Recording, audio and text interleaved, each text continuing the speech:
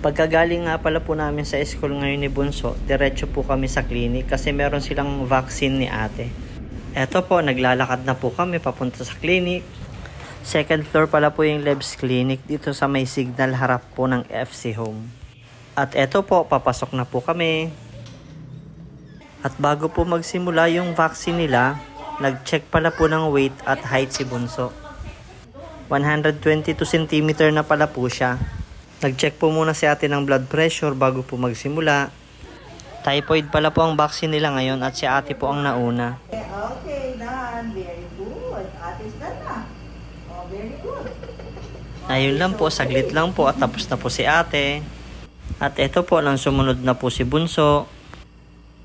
Ang haba ng delivery, mas mahaba kay ate mo. Bakit? Inhale, don't look up. Don't look. Don't look lang ka. Inhale, kita dami sana. Okay, I'm done. Okay na po. Wala na po. At eto po, sandali rin lang po at natapos na rin po si Bunso. At eto po, natapos na po ang vaccine ni ate at ni Bunso. Pauwi na po kami. At eto lamang po ang ganap namin ngayong araw. Maraming salamat po sa panonood.